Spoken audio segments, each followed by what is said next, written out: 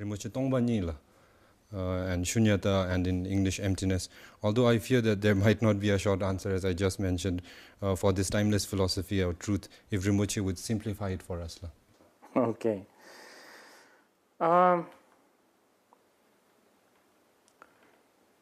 If I try to be more meticulous, I think the word ness, which comes after empty, that is quite an important one, because it's defining something.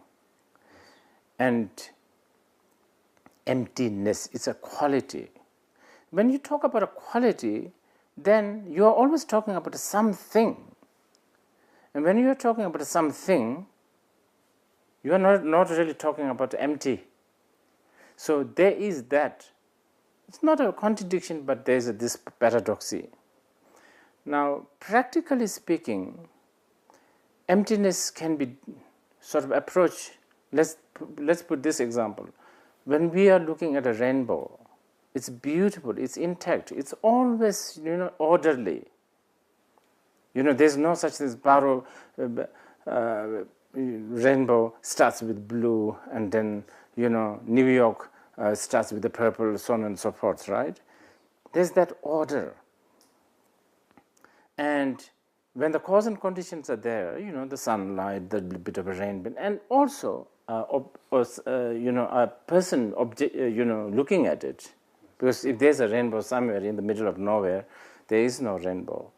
You have to have a perceiver. And also the distance. If you're too close, you don't see. Now, rainbow is so beautiful, but none of this makes the rainbow exist substantially. So, rainbow does not exist substantially. But that does not mean that you don't see rainbow when the cause and conditions are there. So, there is this very beautiful harmony between the appearance and the emptiness. It's not like appearance comes first and emptiness comes later. It's not also the otherwise. And that probably is one way to approach to the understanding of emptiness. But as you put it, it is not something that we could intellectualize. And I mean, of course, you can have glimpse of idea of what we are talking about, but most of it will have to happen through the meditation. Yes. And just like a short follow-up on this question, the relative truth and then the ultimate truth. So as Rinpoche shared with us about the phenomena of rainbow and then the perceiver watching it, is it for me to benefit from this philosophy, although the me and all of that also comes into question when you're discussing emptiness, should there be a thought in my head as in whenever I look at in any direction or all sound that I perceive, that I have that understanding that, in its essence, that it's empty? Right. Okay. You're touching a very big point now.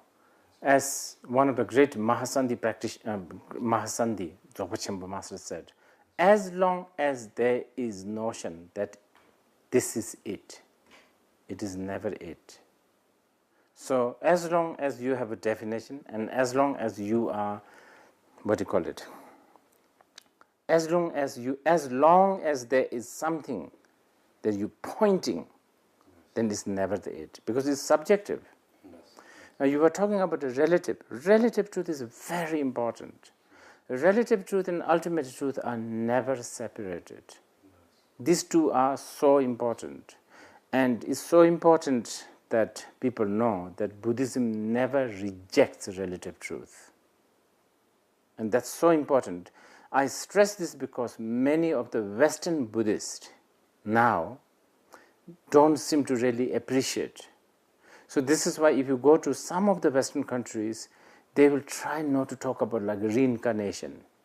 Because, okay, they're Buddhist, but then they think, the reincarnation is a bit like taboo and it's a bit very Tibetan superstition. It's not really scientific. This shows they have no understanding of relative truth. Reincarnation exists just as how you have a head on your neck. It's relatively true. Ultimately, you don't have a neck, you don't have a head, and there are formless emptiness and emptiness is formless, etc. Thank you, Rinpoche.